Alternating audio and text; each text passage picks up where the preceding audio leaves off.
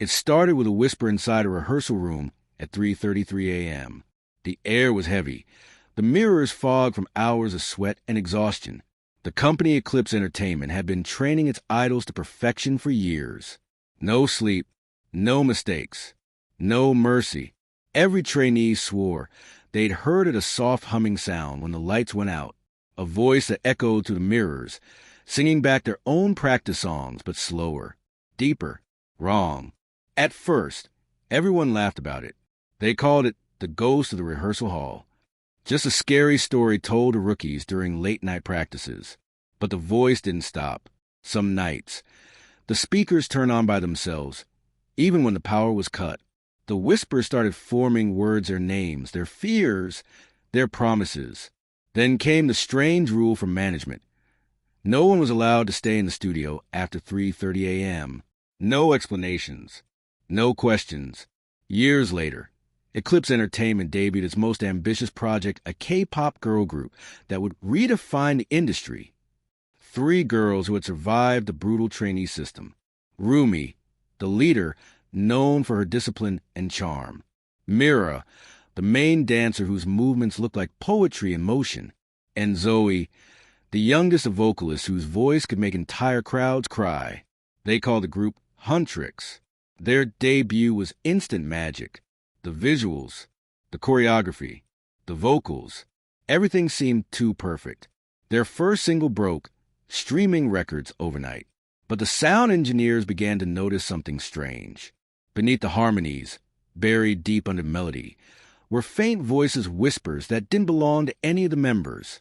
When they slowed down the track, they heard words that made their blood run cold.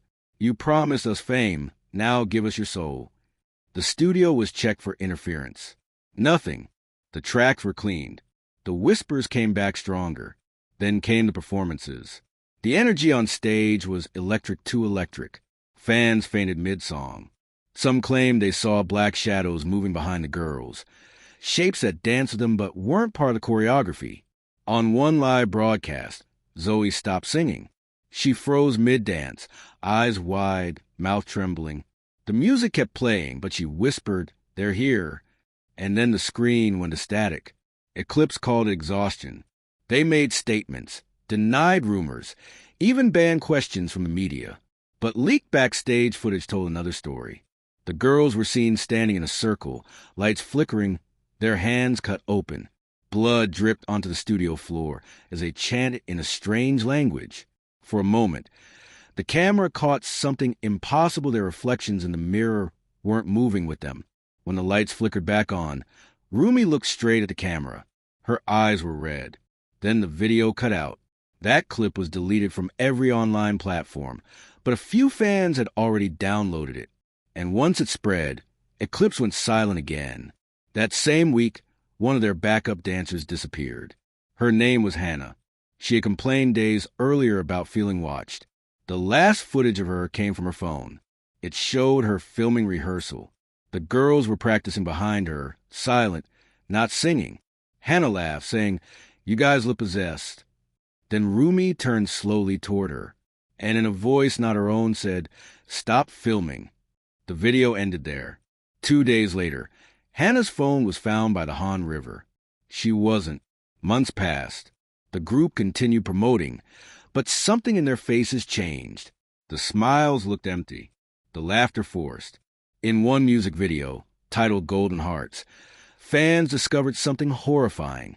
Frame by frame, people noticed a faint shadow behind the girl's tall, horned, smiling. Its eyes glowed faint red, and its headpiece bore the Eclipse Entertainment logo. The company brushed it off as an editing glitch, but rumors spread. Some said Eclipse's founder had made a deal with dark forces years ago, trading the souls of his artists for unstoppable success. Others believed Huntrix themselves had called on something ancient, something from Korean folklore. The press called them the K-pop Demon Hunters. But the truth was darker. On the night of their world tour finale, 60,000 fans filled the Seoul Dome. The stage lights blazed. The air felt heavy. Their final song began a haunting ballad. Halfway through, the LED screens glitched, and for 3 seconds, the crowd's faces appeared replaced by screaming skulls. Zoey dropped her mic and clutched her head. Mira froze mid-step. Rumi screamed, but no sound came out. Then the power failed. The arena went pitch black. People screamed. A noise echoed high and human and impossible to locate. When the lights came back, the stage was empty. Only the 3 microphones remained, dripping with blood. The tour was canceled. Eclipse Entertainment vanished overnight. The studio building was locked down, sealed with police tape. No statement. No bodies. No explanation. But 1 month later, a verified YouTube channel appeared. Huntrix Official. It posted one video. Title, Final Rehearsal. 6 minutes long. No description. No comments. The video starts in total darkness. Then faint reverse music begins a melody from their debut single, but warped and slowed. The image fades in, and the girls are there, dancing, but their movements are too fast. Unnatural. Their limbs twitch, faces expressionless. Around them, faint shapes move like smoke. At the 3:03 mark, everything stops. The screen turns black. Then a whisper, quiet but clear. Now it's your turn to sing. Thousands watched it within hours. Some said their screens flickered. Others said they heard whispers even after closing the video. A few viewers claimed their devices restarted by themselves. One reported that when he tried deleting the file, it duplicated. Others swore they saw their own faces appear briefly in the reflection of the monitor during playback. YouTube removed the video within 24 hours. But that didn't stop it. Those who downloaded it said it keeps coming back. Every night at 3:03 a.m., the file reappears on their devices, sometimes playing automatically. One user posted a screen recording showing the file name changing by itself. Huntrix_rehearsal MP4, slowly becoming your turn to sing.mp4. And then his account went dark. Eclipse Entertainment's old building still stands, sealed and forgotten. Locals say that if you walk past it after midnight, you can hear faint music, muffled singing, and a woman's voice crying between the notes. Some claim the lights still flicker on the top floor, where the practice rooms were. Others say the mirrors are still there, and sometimes, if you look long enough, you can see 3 silhouettes dancing in the reflection.